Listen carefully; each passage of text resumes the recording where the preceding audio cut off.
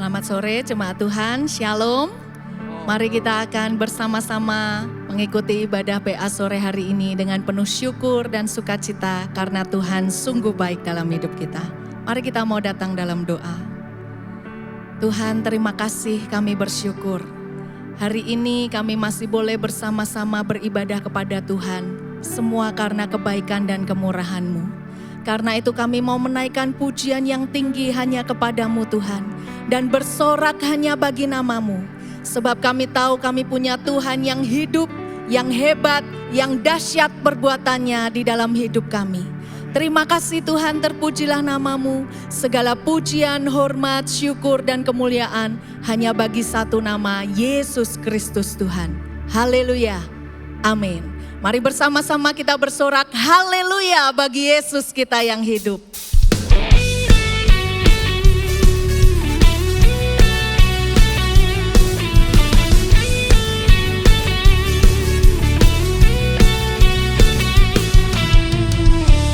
Yesus, Kau kekuatan di hidupku, takkan gentar langkahku.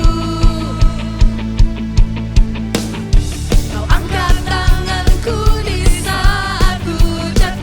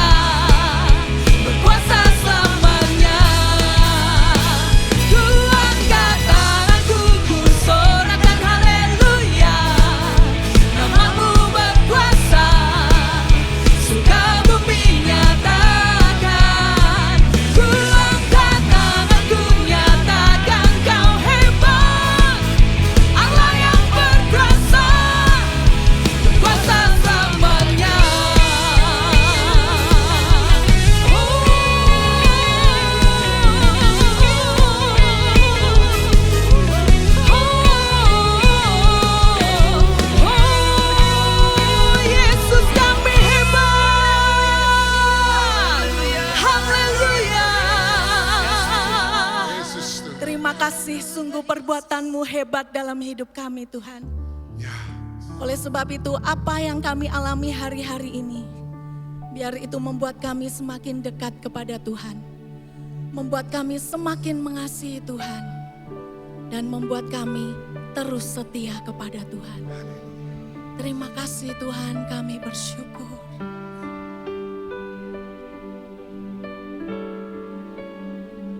Terima kasih Yesus.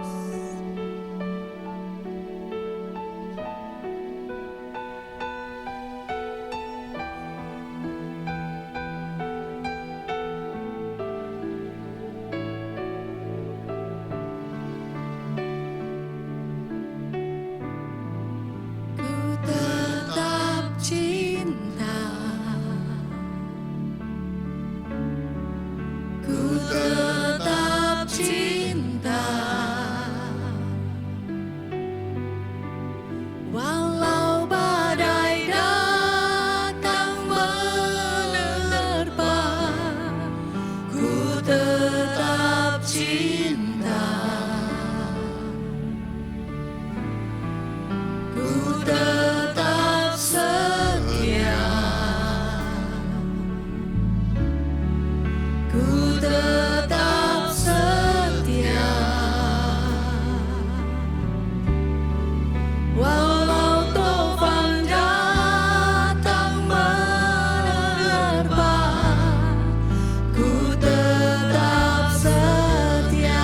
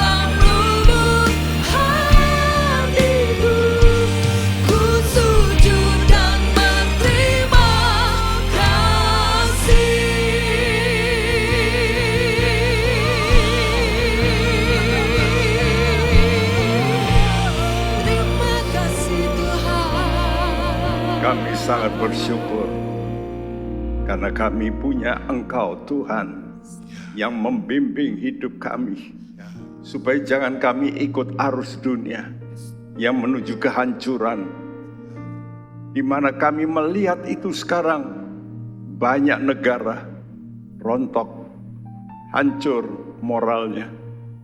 Semua ini karena mereka tidak mau mengikuti jalan-Mu. Bapa di sorga, terima kasih. Engkau memberikan kami teguran-teguran, supaya jangan kami mengalami hal yang buruk, supaya kami jangan di bawah kutuk, tapi kami mau hidup di bawah berkat-Mu Tuhan. Terima kasih, berfirmanlah dan kami siap mendengar. Dalam nama Tuhan Yesus, semua kita yang percaya berkata bersama, amin. Shalom teman-teman sekalian. Beberapa bulan lalu sudah diajarkan oleh Pendeta Sundoro tentang pelajaran tentang keuangan panjang lebar. Ya, saudaraku, dan sudah juga ditayangkan dalam talk show tentang persepuluhan. Tapi oleh karena saya harus membuka kitab Maliaki dari awal sampai akhir, salah satu yaitu bicara tentang persepuluhan. Saat-saat ini banyak saudaraku, hamba Tuhan memberikan begini, begitu, ya, sehingga kadang-kadang membuat anak-anak Tuhan jadi bingung. Mana yang benar? Yang benar itu Alkitab, dan kita mesti kembali ke Alkitab, bukan adat orang Israel. Ya, seperti dipetik, beberapa orang berkata orang Israel sekarang punya adat, Rabi berkata tidak ada perpuluhan. Coba mari kita baca Alkitab supaya kita mengerti apa sebenarnya. Saudaraku, mungkin untuk beberapa saat, ya, beberapa kali bicara soal ini, karena ini sangat-sangat penting, menyangkut juga kehidupan moral. Salah satu kehidupan moral yang penting itulah kejujuran. Jadi persepuluhan itu saya beri tema hari ini, ujian kejujuran. Apakah kita jujur di hadapan Tuhan? Ya, karena itu kunci untuk kita masuk surga. Ya. Celaka kalau kita didapati tidak jujur. Ya. Nah, seringkali kalau kita ini membaca Alkitab atau mendapat teguran, seringkali kita membantah. Ya, kenapa toh saya mesti begitu? Seperti kitab Maliaki berkata, teguran Tuhan, kembalilah kepadaku, maka aku akan kembali kepadamu. Dan mereka berkata, kenapa mesti kembali? Ya, kami kan sudah benar. Jadi sebenarnya Tuhan ingin kembali itu balik. Balik artinya kamu itu jangan terus keluar dari garis. Kamu balik berarti putar haluan. Putar haluan artinya bertobat. Itu artinya saudaraku, kita mengalami pertobatan. Itu artinya kita putar haluan 180 derajat. Jangan putar 360 derajat. Tapi putar 180 derajat. Yang kita lakukan sekarang kita masih balik. Supaya jangan sampai mengalami hal yang salah. Ya. Nah, mereka mendebat, ya, dengan perkataan semacam ini. Maliaki 3 ayat 7b. Tetapi kamu berkata, dengan cara bagaimanakah kami harus kembali? Ya, ini adalah jawaban dari orang yang merasa tidak bersalah. Kenapa kamu, Tuhan kau berkata kembali? Lah kami ini sudah ibadah. Kami sudah melakukan apa yang Tuhan perintahkan. Ya, apakah Ada yang lain kami harus kembali. Nah, saudaraku, Tuhan itu mengenal hati manusia. Ini yang paling penting. Manusia itu bisa kena tipu dengan manusia lain. Bukankah begitu, banyak orang tertipu oleh karena tidak mengetahui benar tidak orang yang bertanya ini atau sedang berbuat baik. Hanya Allah yang tahu hati manusia. Tidak ada seorang pun, suami saja nggak tahu hati istri. Istri pun yang tidurnya bersama tidak tahu hati suami. Sukar kita mengenal hati manusia. Tapi Allah adalah Allah yang Maha tahu. Sehingga Tuhan yang mengenal hati manusia menunjuk langsung dengan berkata, bolehkah manusia menipu Allah? Namun kamu menipu aku. Wah, kaget mereka. Ya, disuruh bertobat dan kenapa kami mesti bertobat? Tuhan kata, kamu penipu. Jadi jelas ini yang mengagetkan mereka, sehingga mereka bukannya bertobat, marah. Ya, jadi dakwaan Tuhan, kamu menipu aku, bukannya diterima. Ya, ini Tuhan sedang ngomong kembali dengan cara bagaimana kami kembali. Sekarang Tuhan berkata, kamu menipu aku. Apa jawaban mereka? Jawaban mereka seperti ini. Ya, Maleakhi 3:8c. Tetapi kamu berkata, dengan cara bagaimanakah kami menipu engkau? Ya, berkali-kali dalam kitab Maleakhi itu timbul bantahan. Dengan cara bagaimana kami ini menipu engkau. Jadi Tuhan bicara, menegur, lalu mereka mempertanyakan. Nah, itulah sifat manusia yang apa? Tidak menghormati Allah. Orang kalau menghormati Allah begitu ditegur, langsung dia diam, langsung dia hancur hati. Seperti siapa? Seperti Daud. Waktu dia ditegur oleh nabi yang tidak terkenal, Nabi Nathan, ditunjuk langsung, kamulah orangnya. Langsung dia menangis, dia bertobat. Karena itu tidak heran Daud berkata dalam Mazmur 139, Allah itu adalah Allah yang maha tahu. Allah itu adalah Allah yang maha hadir. Kemana aku lari? Kita mesti mengerti ini. Ya, Allah kita ini Allah yang maha tahu. Jadi orang tidak tahu pikiran kita. Kita sembunyikan. Tapi Allah, dia tahu. Kenapa?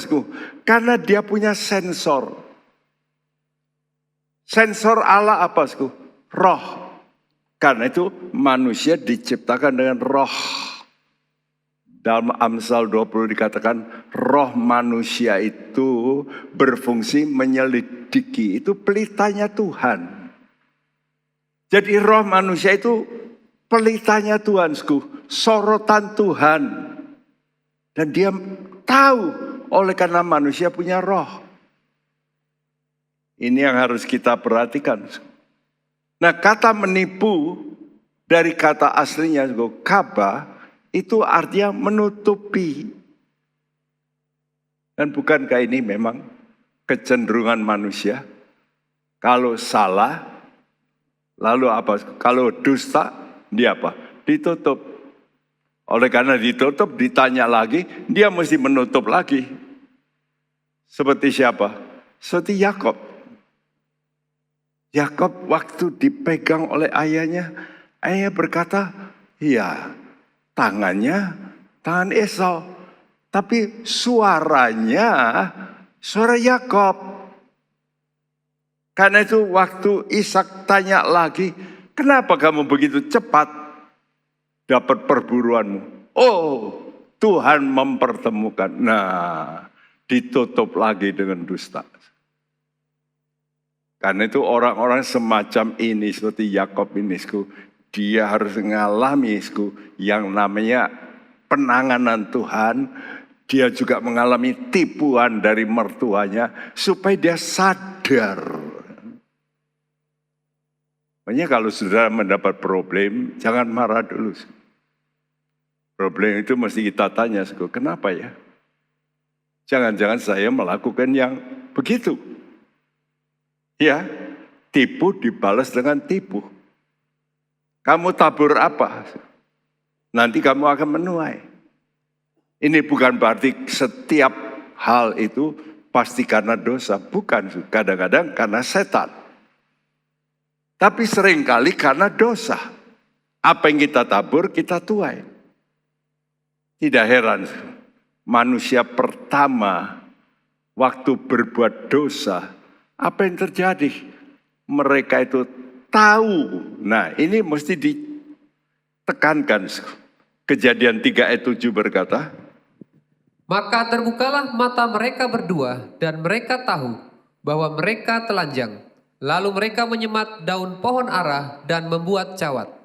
terbukalah mata mereka dan mereka tahu.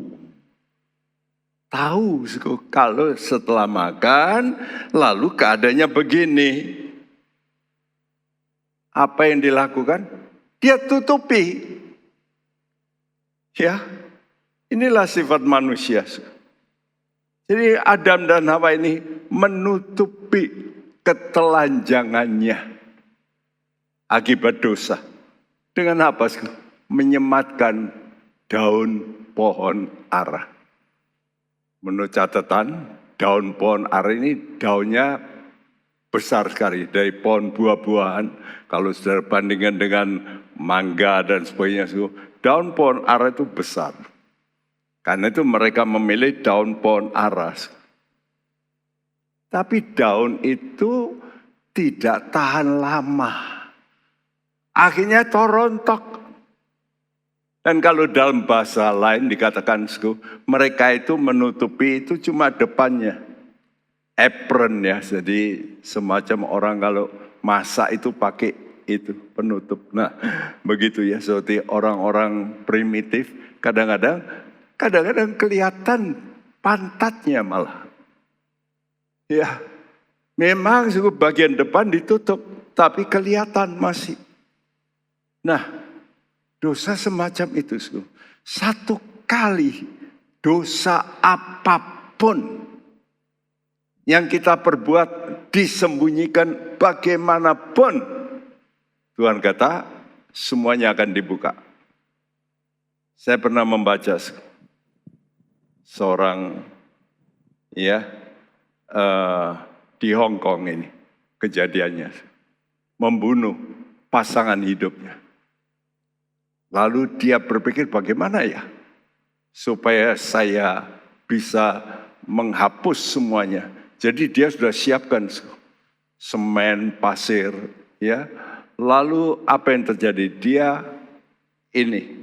temboknya itu mulai ditata, lalu mayat dari pasangannya itu dipotong-potong, lalu dimasukkan, lalu diplester. Puluhan tahun, saya membaca itu 30 tahun lebih. Satu kali dia tidak sadar, lupa. Lalu apa yang terjadi? Rumahnya itu bocor. Dan mulailah tembok itu rusak. Ya, tembok itu rusak. Lalu dia panggil tukang. Dia lupa. Panggil tukang. Ya, tukangnya lalu memahat. Lalu, kok ada tulang-tulang? Baru ketahuan. Lihat. Satu kali walaupun sampai mati, kita ini bisa menutupi dosa. Tapi kata Tuhan, semua orang mati nanti akan dibangkitkan. Dan berhadapan dengan Allah Hakim di tahta putih. Karena itu Tuhan berbicara dalam Lukas 12 ayat 1 dan 2. Sementara itu, beribu-ribu orang banyak telah berkerumun, sehingga mereka berdesak-desakan. Lalu Yesus mulai mengajar, pertama-tama kepada murid-muridnya, katanya, waspadalah terhadap ragi, yaitu kemunafikan orang Farisi. Tidak ada sesuatu pun yang tertutup, yang tidak akan dibuka, dan tidak ada sesuatu pun yang tersembunyi, yang tidak akan diketahui. Tidak ada sesuatu pun yang tertutup, yang tidak akan dibuka. Karena itu dosa-dosa masa lalu. Coba saya pun kalau tiap kali berdoa, saya ingin Tuhan munculkan kembali. Apa ya yang belum saya bereskan. Supaya saya akui di hadapan Tuhan. Ya, bahkan yang belum saya lakukan dalam hati, saya juga mesti utarakan, tapi bukan dengan ucapan, dengan bahasa roh. Karena waktu kita mengucap, iblis dengar, oh bahaya. Karena itu gunanya bahasa roh itu menolong. Nanti Roh Kudus yang mengucapkan ya pengakuan itu. Karena Alkitab mengatakan dalam Roma 8 ayat 26-27, Allah yang menyelidiki hati nurani manusia. Maka Roh Kudus ini berdoa untuk orang-orang kudus. Jadi orangnya sudah kudus, tapi belum kudusnya itu belum 100%. Masih ada hal-hal yang tersembunyi. Karena itu Daud pernah bermazmur, Tuhan, kiranya Engkau akan menyucikan my secret sins. Dosa-dosaku yang aku sembunyikan. Coba saudara perlu ya. Kadang-kadang berdiam. Lalu Tuhan izinkan Roh Kudus mengorek. Dan engkau berkata Tuhan supaya bisa dikeluarkan. Supaya mencuat. Apa yang saya lupa. Tapi itu mencuat. Supaya saya lalu ingat, oh iya, saya masih belum ngaku sama Tuhan. Ini penting. Ya. Dan Tuhan berkata pada murid-muridnya, waktu beribu-ribu orang banyak, Tuhan berkata pertama-tama pada murid-muridnya. Karena itu saudara sebagai murid Tuhan, kalau kita mau jadi murid Tuhan, Tuhan berkata, waspadalah. Waspada apa? Terhadap ragi. 1 Korintus 5 mengatakan, ragi itu dosa. Dosa apa yang sering banyak orang lakukan? Kemunafikan. Munafik. Jadi mulut dan hati enggak sama. Ya kadang-kadang kita ketawa-tawa, mukanya wah baik. Tapi hatinya ada sesuatu yang jahat. Ya kalau kita mau ngeracuni orang, kadang-kadang kan mesti, wah muka kita baik-baik ya. Nggak ada orang mau meracuni orang itu, mukanya tegang lalu, wah menakutkan, enggak. Ya, ayo makan, ayo, dan sebagainya. Tapi dikasih racun. Saudaraku, ragi kemunafikan ini yang harus kita hati-hati. Alias apa itu? Alias ketidakjujuran. Ya.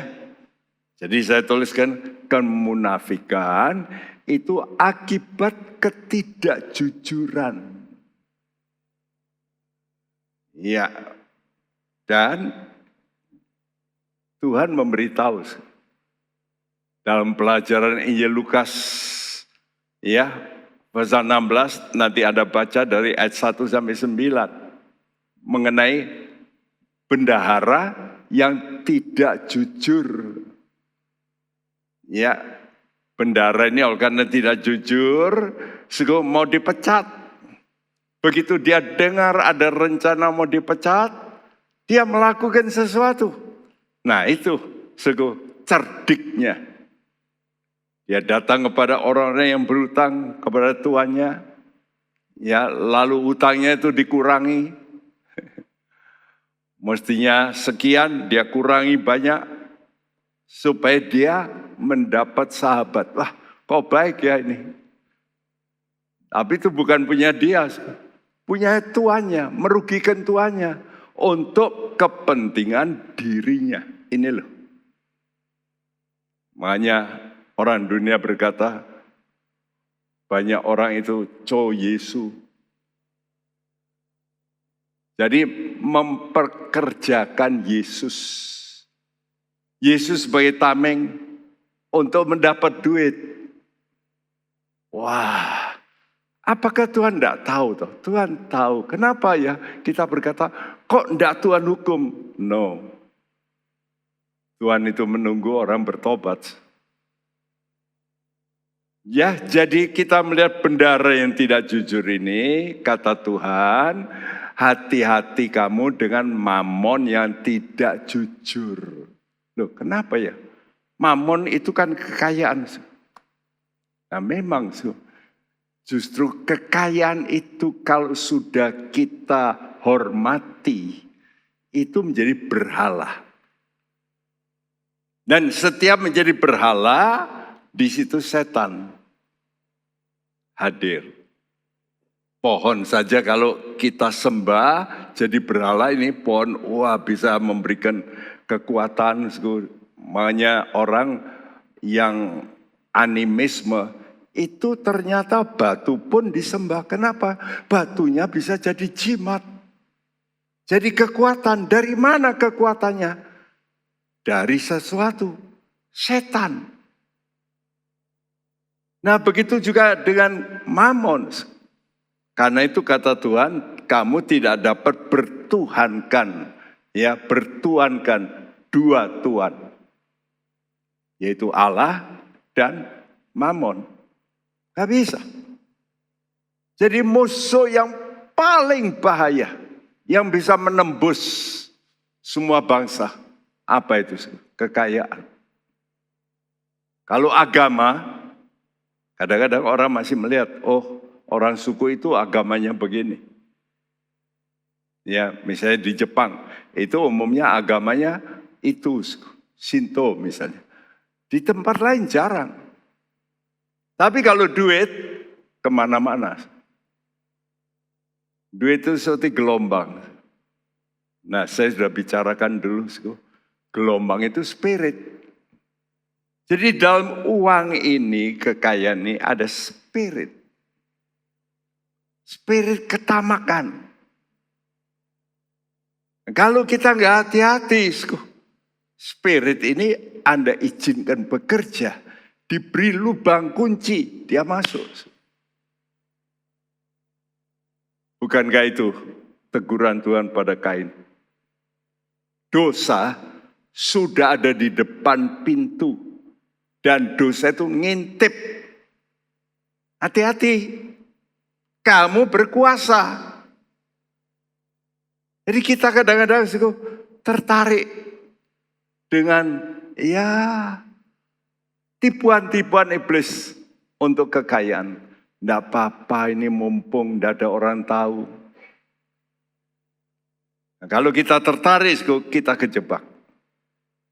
Nah, karena itu yang berikut saya katakan, kejujuran kita harus lakukan atas mamon yang tidak jujur.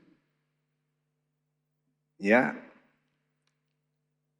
subtitle kita, kejujuran itu, persepuluhan itu ujian kejujuran. Dan kejujuran itu kita harus praktekkan dalam mamon yang tidak jujur. Jadi kita mesti bisa menghandle. Karena ini tidak jujur. Ya. Karena itu para imam itu waktu ditegur Tuhan. Sebab kalau sudah baca konteksnya, Maleakhi 2 ayat 1, maka sekarang kepada kamulah tertuju perintah ini, hai para imam. Jelas ucapan teguran Tuhan dalam Maleakhi itu ditujukan utamanya kepada para imam. Hamba-hamba yang berkata, saya hamba Tuhan. Nah justru kitab Maleakhi ini suatu kitab yang penting untuk semua pelayan Tuhan. Dan memang kalau bisa semua kita harus jadi imam. Karena Tuhan akan membentuk kerajaan imam. Dan waktu ditegur Tuhan, kamu menipu aku. Malah ditanya, dengan cara bagaimana kami menipu engkau?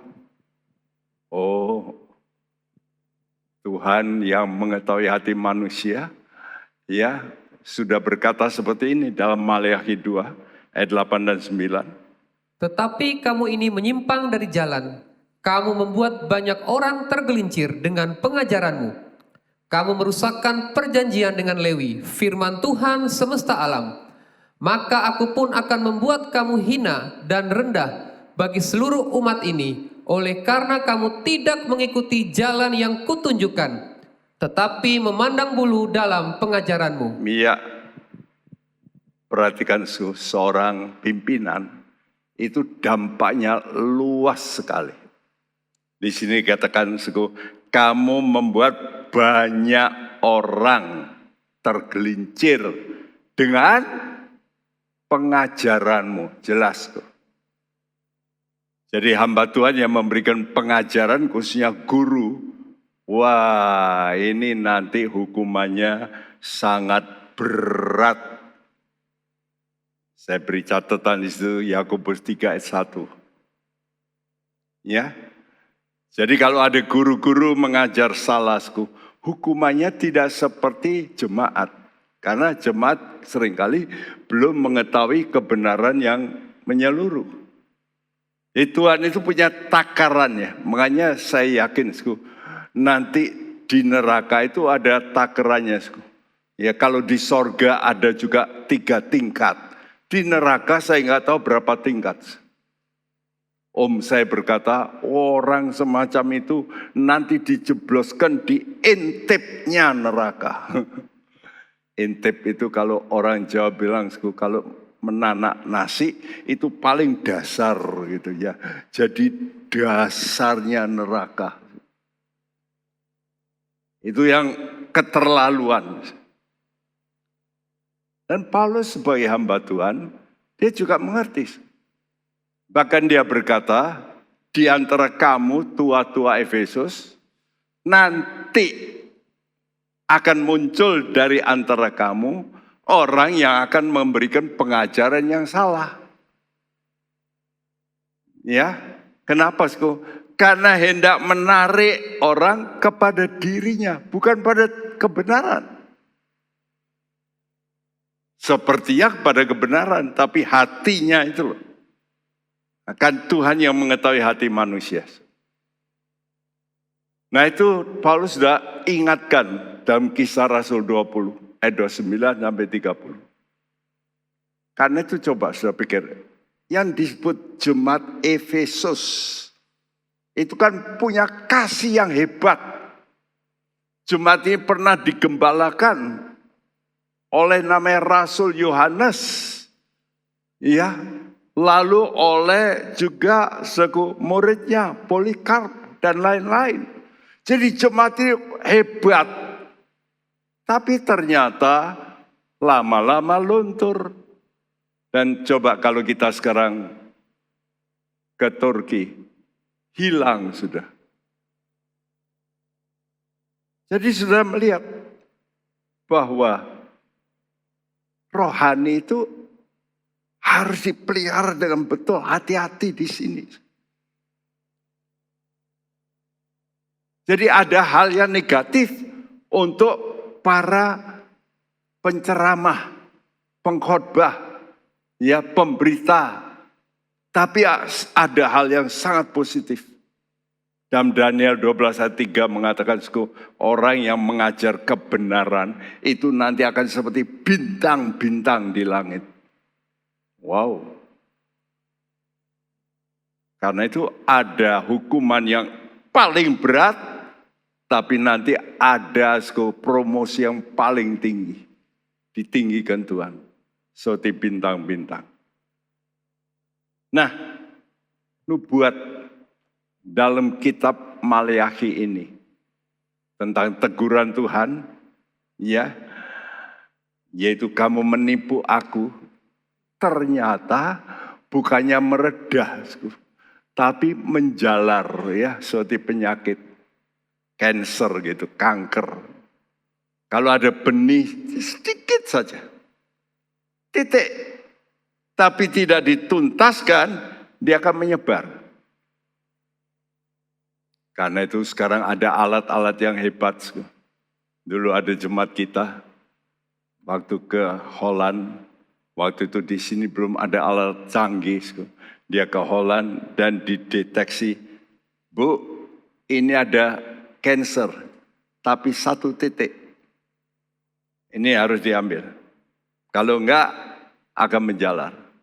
Dan betul, dia diambil. Sampai sekarang hidup masih. Wah, ini sudah berapa puluh tahun, mungkin 40 tahunan.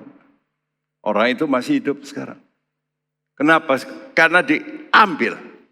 Ya, sesuatu yang kecil, tapi ragi. Coba sudah lihat ragi. Ragi itu cuma butir-butir kecil. Tapi begitu dia ditabur, dia meresap. Nah, para imam kepala, ahli-ahli Taurat, tua-tua Yahudi, ini umumnya termasuk kelompok orang Farisi dan Saduki. Ya, mereka ini ditegur Tuhan dengan keras, sama seperti Maleakhi menegur, kamu penipu. Maka Tuhan Yesus lebih lagi, lebih gamblang dia bicara. Ya, kamu munafik. Ya, saudara, ada ragi ajaran orang Farisi. Apa itu? Itu tentang uang. Nah, gandengannya siapa? Orang Saduki. Karena itu sering Alkitab mengatakan orang Farisi, orang Saduki. Kalau Saduki ini duniawinya lebih hebat, ya, haus kekuasaan. Contohnya Herodes, itu orang Saduki, walaupun disebut ragi Herodes. Jadi ragi Herodes itu ya sama dengan ragi orang Saduki. Ahli-ahli Taurat, majelis agama, ya, dari orang Yahudi, itu termasuk orang Saduki, karena itu posisi. Ini kan gandeng, uang dan posisi. Itu selalu diperebutkan. Ya, dan mereka ditegur keras oleh Yesus. Sama seperti Maleakhi. Maleakhi berkata, kamu menipu Tuhan. Yesus berkata, kamu munafik. Nah, masalah utama apa? Menipu dan munafik. Nah, ini dituliskan dalam Maleakhi 3 ayat 8 juga, sekarang 8D yang berbunyi, mengenai persembahan persepuluhan dan persembahan khusus. Persembahan khusus itu apa saja, ya, offering. Jadi persembahan-persembahan. Ya. Jadi biasanya persembahan itu diangkat gitu, heave offering, ditunjuk pada Tuhan lalu dipersembahkan. Ya, Tuhan, ini aku bawa persembahanku, lalu diserahkan pada para imam. Saudaraku, dari pernyataan ini, saudara lihat, awal ketidakjujuran itu letaknya justru pada pemimpin agama. Makanya satu negara akan rusak kalau pemimpin agamanya itu enggak jujur. Karena pemimpin agama itu, pengikutnya banyak. Ya. Nah, justru pemimpin agama orang Yahudi ini adalah orang Farisi dan orang Saduki. Ya, haus uang, haus kekuasaan. Dua yang paling bahaya. Makanya tiap kali ada pemilihan, kita mesti berdoa, Tuhan, supaya kami bisa memilih orang yang tidak haus akan uang dan kekuasaan. Kalau sudah haus kekuasaan, main kuasa. Ya, cara bagaimanapun kuasanya. Nah kalau sudah uang, tidak peduli. Pokoknya uang. Saya lihat perdagangan manusia. Sampai banyak orang Indonesia pun diperdagangkan, lalu diambil ginjalnya. Dengan cara, ya gimana, lalu nggak bisa bayar, ya tiketnya sekarang dituntut. Kamu mesti jual ginjalmu. Nah mereka mesti taken. Karena sudah dibawa tanpa uang ke luar negeri. Dan di situ dikerjain. Ya, coba diulangi Maleakhi 2 ayat 8 ini. Menyimpang dari jalan membuat banyak orang tergelincir dengan pengajaran dan merusakkan perjanjian dengan Lewi. Ya, menyimpang, kamu menyimpang dari jalan. Jalan apa? Jalan kebenaran. Siapa itu kebenaran bagi kita? Yesus.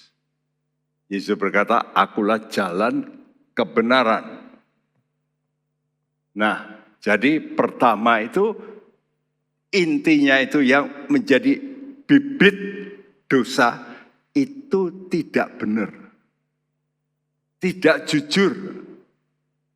Karena itu hati-hati dengan duit. Pendeta saya dulu di Bandung, wah sangat baik. Begitu banyak pendeta datang, kadang-kadang bisa 5 mengunjungi. Tapi pendeta saya itu dulu kadang-kadang bisa menunjuk aja. Mereka datang langsung disuruh khotbah. Habis suruh khotbah, lalu semua kolektor itu diserahkan. Di tiap minggu itu banyak yang datang. Antri. Siapa yang ditunjuk ya? Begitu ditunjuk, wah berkat. Nomplok. Dan setelah bertahun-tahun, pendeta itu berkata pada saya dulu kelilingkan pendeta itu. Saya ingat dengan betul, dapatnya 40.000. Setelah beberapa tahun, orang majelisnya dari gereja itu mengirim surat terima kasih. Ya, tapi sudah bertahun-tahun kami menerima 4.000. Loh, kok 4.000? Jadi nolnya itu dihapus. Wow, kok berani ya? Ini fakta. Jadi kebenaran itu titik pangkal. Oleh karena kebenarannya nggak benar, pengajarannya juga nggak benar. Membuat banyak orang tergelincir dengan pengajaran. Ya. Nah siapa yang tahu pendeta ini benar apa enggak? Kan enggak tahu. Siapa yang tahu? Ya. Karena itu kadang-kadang kelihatannya seperti benar. Tapi itu kan hati nurani. Karena itu hati-hati, kita ini mesti belajar ya peka terhadap Tuhan, kebenarannya. Ya kalau banyak yang nyeleneh, ya menyimpang dari firman Tuhan, mungkin ya sedikit saja kita mesti kata, bahaya. Dan itu akan merusakkan perjanjian dengan Lewi. Kalau sudah baca perjanjian dengan Lewi, itu kutuk dan berkat. Tuhan ngomong sama orang Lewi. Ya, kutuk dan berkat. Kalau kamu menurut, aku berkati dan kamu jadi berkat. Tapi kalau kamu nggak menurut, kamu kena kutuk dan kamu menjadi kutuk bagi banyak orang. Wow. Dan waktu Tuhan bicara tentang bendahara yang tidak jujur pada murid-muridnya mestinya, tapi didengar oleh orang Farisi. Jadi orang Farisi juga dengar. Ya, kenapa orang bisa menjadi bendahara yang tidak jujur? Mau nggak jadi bendahara? Bendahara itu pegang duit, apalagi orang kalau kerja di bank ya, lalu dia ada kebutuhan, dia sedang kepepet, lalu dia lihat ini uang banyak ini, tinggal ambil 1 lembar saja. Ya. Apalagi nanti kalau sudah redenominasi. Uang kita ini sudah keluar ini yang 1.000 jadi 1K gitu. 1. Ya, 100.000 100K. Mula-mula dikasih K. Lama-lama saya kira dihilangkan. Cetakan yang berikut. Ya, tapi sudah keluar ini. Jadi menjadi bendahara yang tidak jujur ini kenapa? Karena diperbudak oleh spirit, ya, mamon yang tidak jujur. Nah, Yesus sangat keras bicara soal ini kepada mereka, orang-orang Farisi. Lukas 16, ayat 14 dan 15. Semuanya itu didengar oleh orang-orang Farisi, hamba-hamba uang itu, dan mereka mencemoohkan dia. Lalu ia berkata kepada mereka, kamu membenarkan diri di hadapan orang, tetapi Allah mengetahui hatimu, sebab apa yang dikagumi manusia dibenci oleh Allah. Ya, saudaraku. Jadi waktu Tuhan bicara pada murid-muridnya, itu didengar oleh orang Farisi. Ya. Lalu Tuhan berkata, Alkitab berkata, orang-orang Farisi hamba-hamba uang itu. Nah, bukan hanya Alkitab yang mengatakan, Yesus sendiri dari mulutnya berkata, kamu membenarkan diri di hadapan orang, tapi Allah mengetahui hatimu.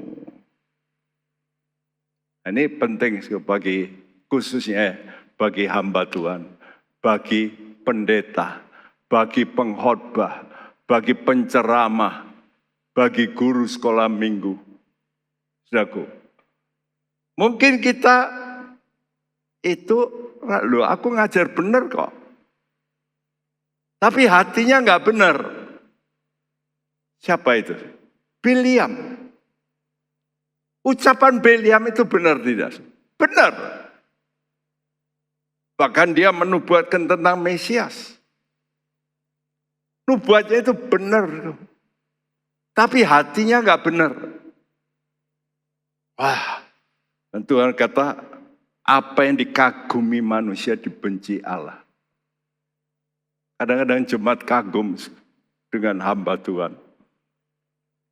Nah, itu dibenci oleh Allah. Karena itu saya juga menjaga diri. Semua kita hamba Tuhan mesti hati-hati. Kalau sudah dikagumi, wah, be careful. Ya. Saudaraku, ingat ya, Allah itu mengetahui hati manusia. Segala bentuk tipuan yang kita tutupi pasti akan dihakimi oleh Tuhan. Orang tidak tahu, tapi Tuhan Maha tahu. Dan ingat, hukum persepuluhan itu bukan hanya untuk jemaat,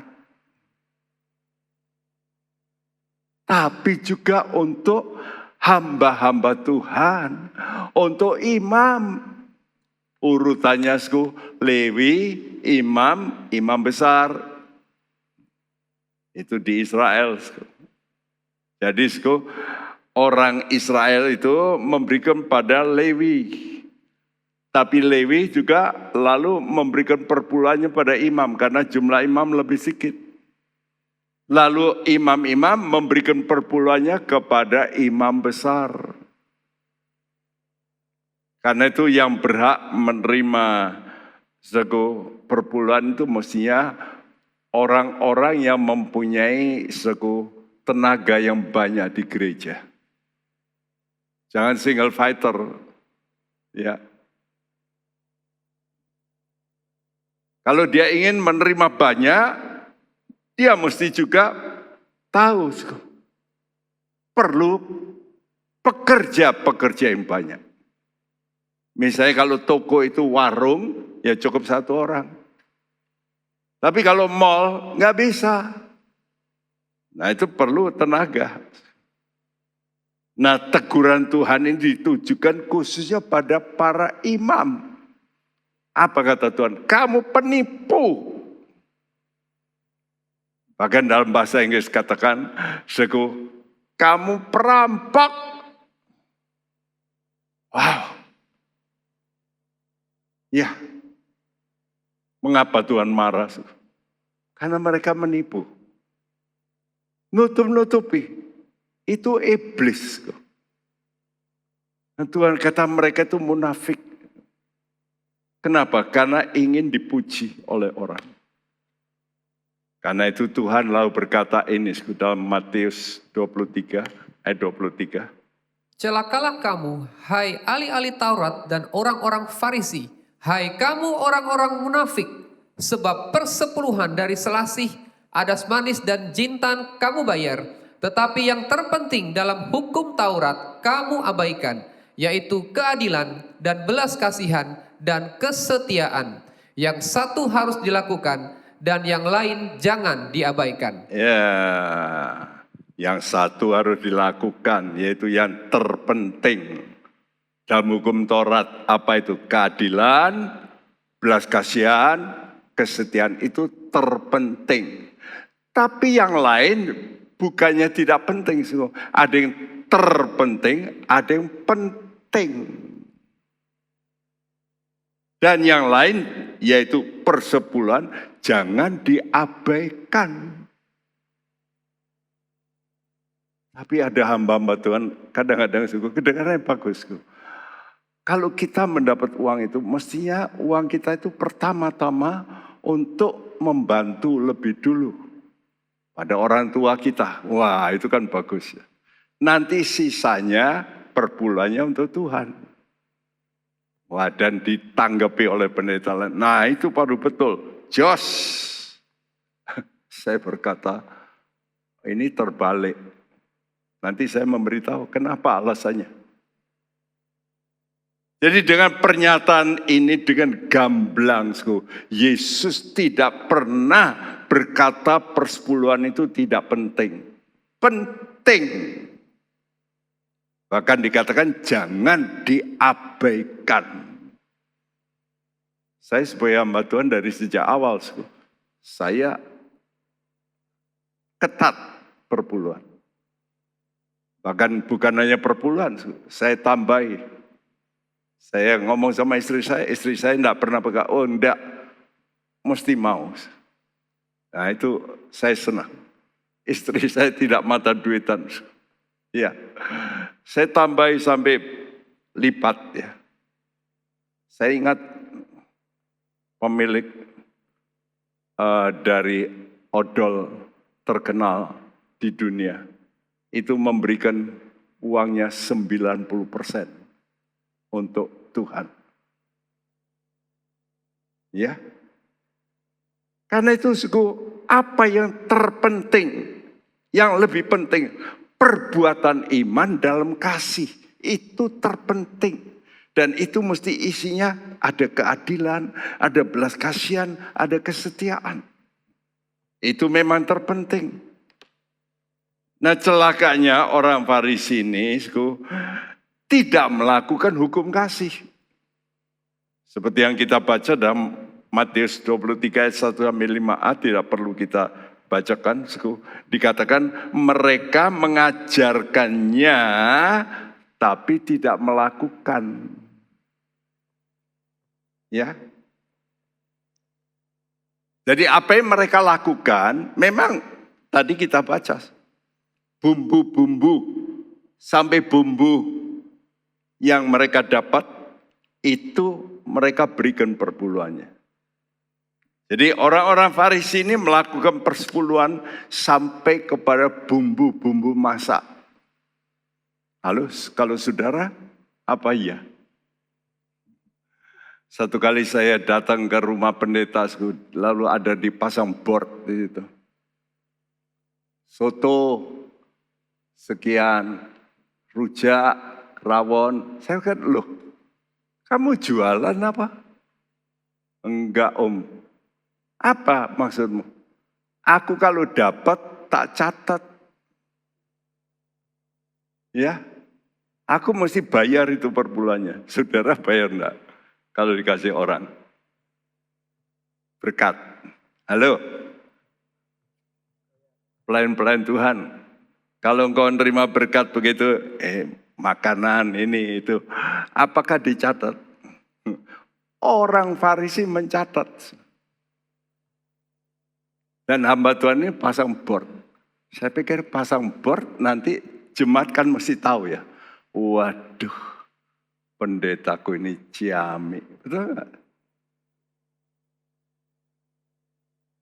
Karena itu saya lebih baik saya tambahi dari 10%, supaya kalau saya terima yang begitu-gitu kan saya nggak hitung.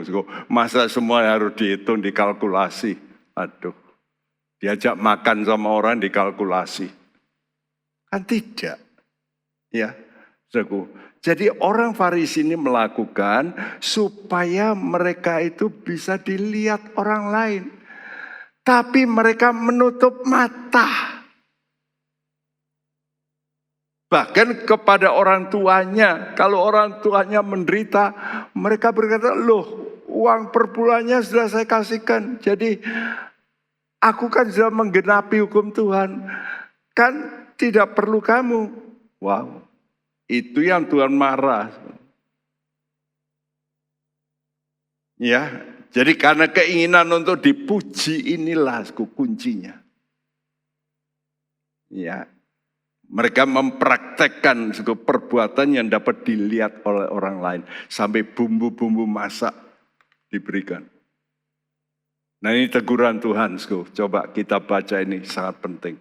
Markus 7 ayat 6 sampai 9. Jawabnya kepada mereka, benarlah nubuat Yesaya tentang kamu, hai orang-orang munafik, sebab ada tertulis, bangsa ini memuliakan aku dengan bibirnya, padahal hatinya jauh daripadaku. Percuma mereka beribadah kepadaku, sedangkan ajaran yang mereka ajarkan ialah perintah manusia. Perintah Allah kamu abaikan untuk berpegang pada adat istiadat manusia. Yesus berkata pula kepada mereka, sungguh pandai kamu mengesampingkan perintah Allah, supaya kamu dapat memelihara adat istiadatmu sendiri. Nah, karena itu kita mesti hati-hati. Dalam Alkitab itu ada yang disebut hukum Taurat. Ya. Hukum Taurat ini harus kita lakukan, kita turuti kata Tuhan. Karena Yesus datang untuk menggenapkan. Dengan apa menggenapkan? Dengan kasih. Nah kita dididik lebih dulu kasih. Kalau kasih lalu kita bisa menggenapkan. Tapi yang tetek bengek tentang hukum sipil, tentang korban-korban itu sudah dihapus oleh Tuhan Yesus. Tapi inti hukum Taurat itu tidak boleh diabaikan. Perintah Allah kamu abaikan, berpegang pada adat. Ya. Padahal perintah Allah apa yang paling penting? Kasihlah Allahmu dan sesamamu manusia seperti dirimu sendiri. Ini utama. Nah ini yang sangat-sangat ditegur Tuhan habis-habisan. Hal ini. Yaitu dalam Markus 7 ayat 10 sampai 13. Karena Musa telah berkata, hormatilah ayahmu dan ibumu, dan siapa yang mengutuki ayahnya atau ibunya harus mati. Tetapi kamu berkata, kalau seorang berkata kepada bapaknya atau ibunya, apa yang ada padaku yang dapat digunakan untuk pemeliharaanmu, sudah digunakan untuk korban, yaitu persembahan kepada Allah. Maka kamu tidak membiarkannya lagi berbuat sesuatu pun untuk bapaknya atau ibunya. Dengan demikian, firman Allah kamu nyatakan tidak berlaku demi adat istiadat yang kamu ikuti itu. Dan banyak hal lain seperti itu yang kamu lakukan. Ya, jadi orang-orang Farisi ini, mereka kadang-kadang tidak mau tahu tentang orang tuanya yang dalam kesulitan. Loh, uangnya sudah saya gunakan untuk korban pada Tuhan. Karena itu ada hamba Tuhan yang berkata, mestinya per bulan itu nanti dulu. Jadi dipotong dulu untuk kepentingan-kepentingan orang tua dan sebagainya. Nanti sisanya, nah itu persepuluhan. Dan orang lain yang memang hamba uang. Nah ini yang betul. Ini ajaran yang paling baik.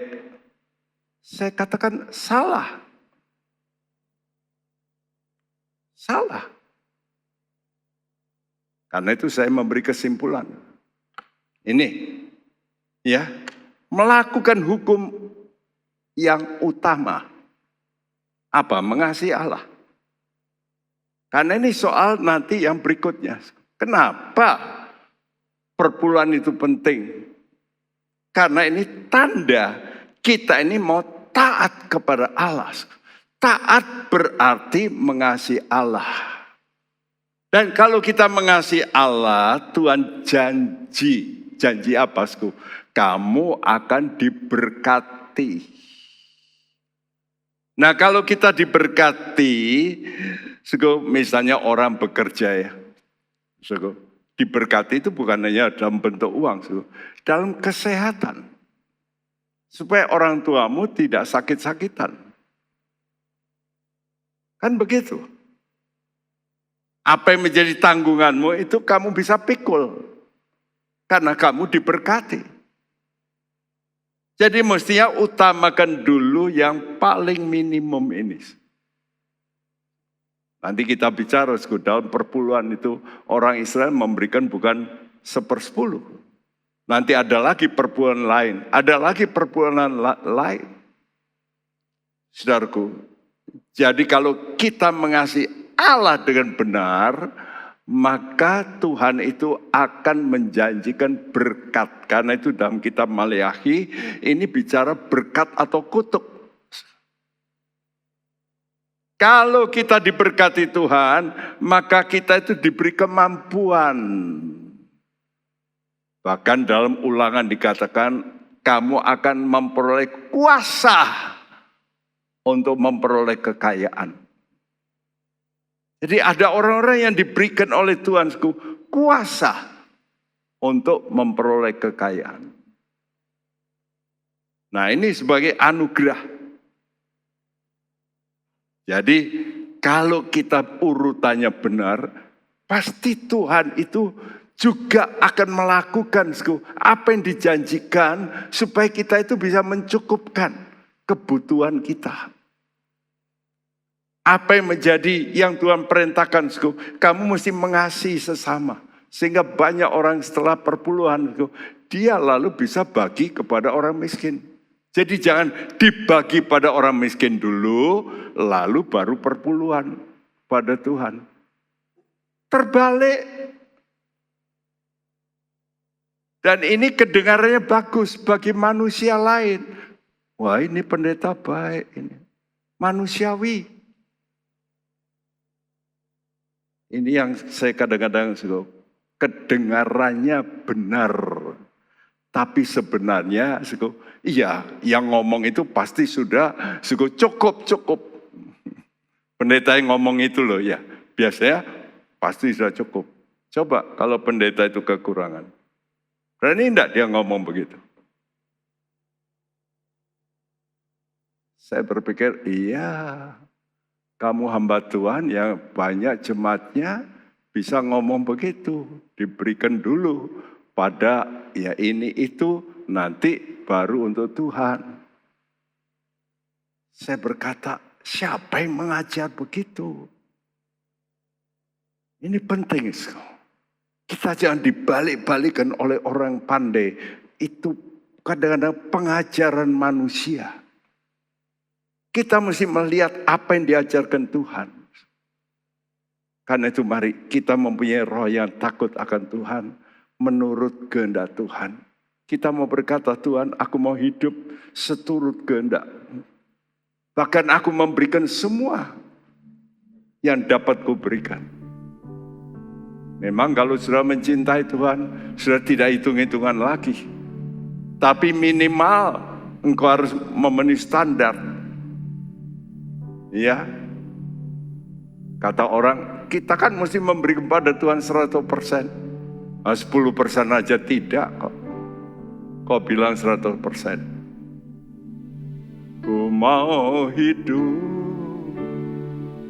seturut kehendak Tuhan.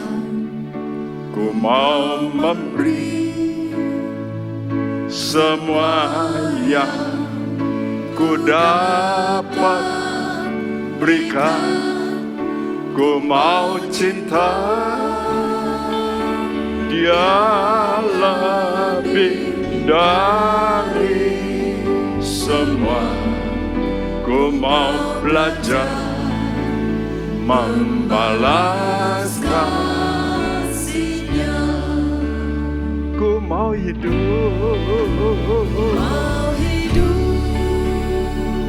seturut kehendak Tuhan. Ku mau memberi semua yang ku dapat berikan. Ku mau cinta Dia lebih dari semua. Ku mau belajar membalas kasih-Nya.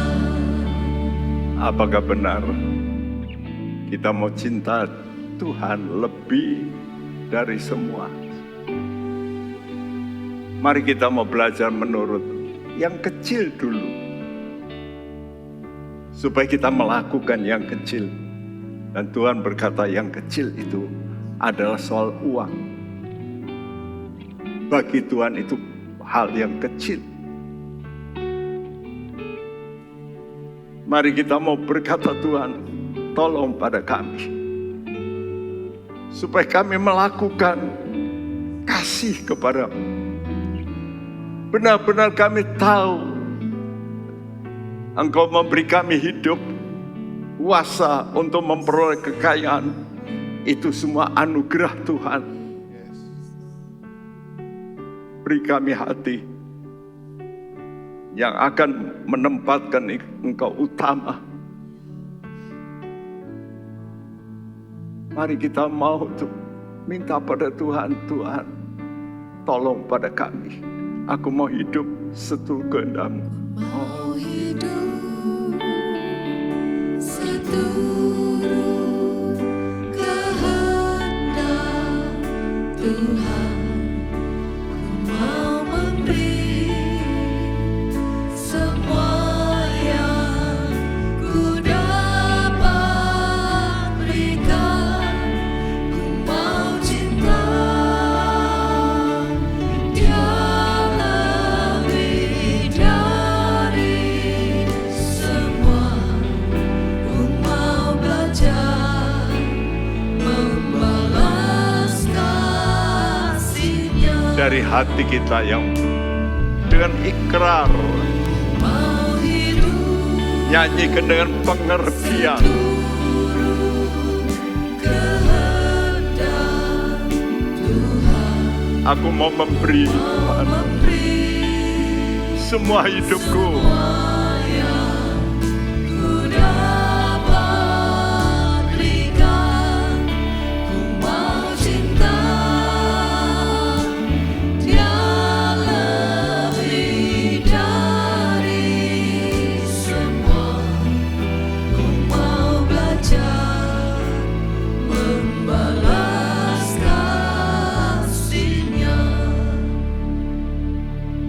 sembah Dia. Utarakan kasih-Mu pada Tuhan. Mari kita mau sujud kepada Pemberi hidup, Pencipta langit dan bumi. Datanglah kerajaan-Mu Tuhan. Kurasanakan Tuhan, sehingga Engkau bentengi kami.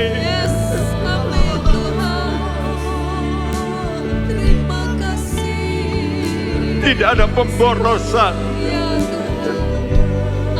yang tidak perlu kami lakukan. Oh Jesus, kami butuh perlindungan-Mu Tuhan.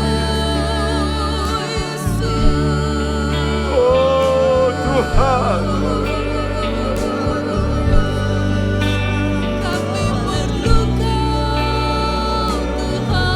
lepaskan kami dari roh ketamakan. Jesus, Jesus.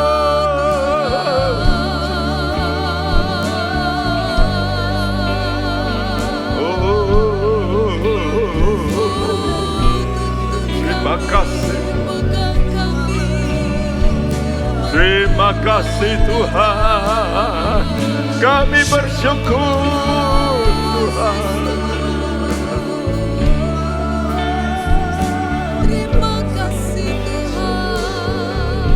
Kami ingin menggapai hidup itu, dan Engkau-lah jalannya ya Tuhan.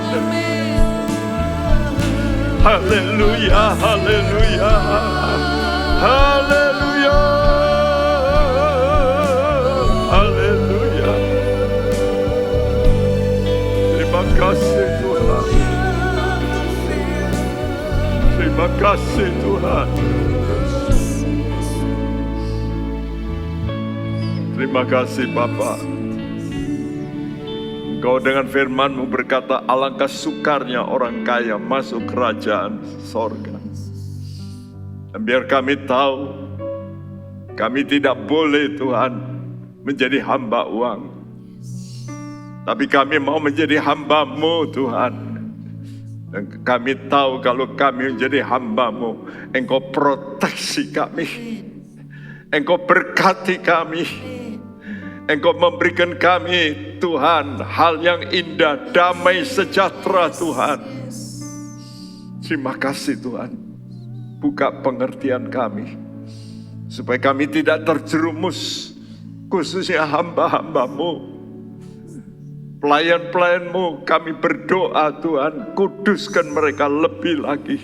Kuduskan hamba-Mu ini juga lebih lagi, supaya kami terlepas dari semua Tuhan keinginan-keinginan yang salah. Ampuni kami semuanya. Bebaskan Tuhan semua umat-Mu, dan beri kami kemerdekaan, kekuatan. Terima kasih. Terima kasih Tuhan. Terima kasih. Terima kasih. Kiranya Engkau tanamkan firman-Mu supaya hidup, berkembang, berbuah. Terima kasih.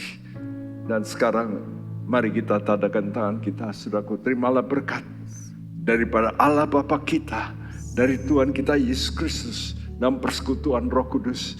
Kiranya berkat-berkat sorgawi akan turun ke atasmu. Berkat kekuatan, kesehatan, perlindungan, penjagaan daripada Tuhan. Terima kasih. Dan kami semua doakan ini dalam satu nama di atas segala nama. Nama Tuhan Yesus Kristus. Setiap kita yang percaya berkata bersama, amin. Tuhan memberkati. Amin. Isilah hidup kita dengan menyenangkan hati Tuhan. Sungguh anugerah Tuhan kalau kita masih boleh hidup. Menjadi bijaksana adalah awal dari takut akan Tuhan. Gunakan waktu.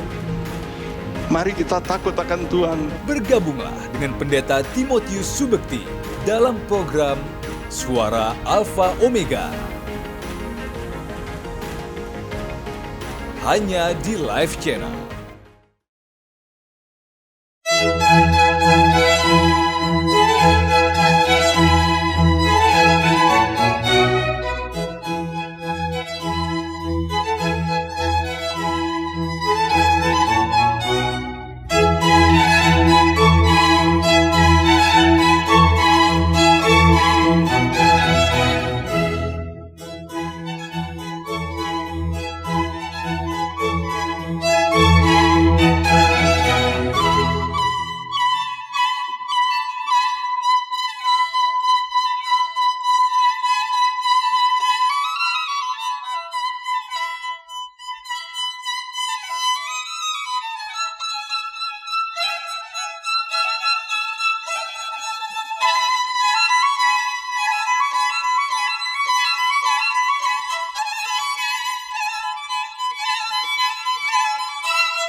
Lainnya dapat dilakukan melalui transfer ke nomor rekening gereja dengan nomor 009 707 2071 atas nama Megawati dan Lee Irwande atau dengan scan QR Code berikut ini.